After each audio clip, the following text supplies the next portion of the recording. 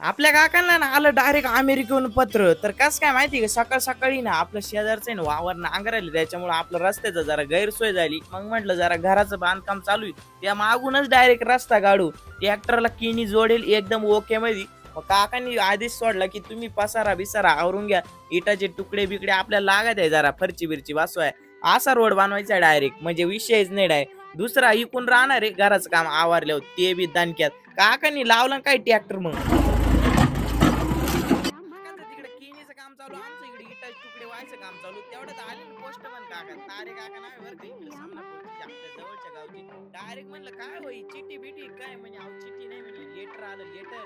काका घेऊन आलो काय काय, म्हणलं काय होई पत्र आलंय तुम्हाला? आज सकाळी सकाळी आलता कुठली? US वरून आलंय. कोणी? मित्र आहे माझा. मित्र एक माहिती? हा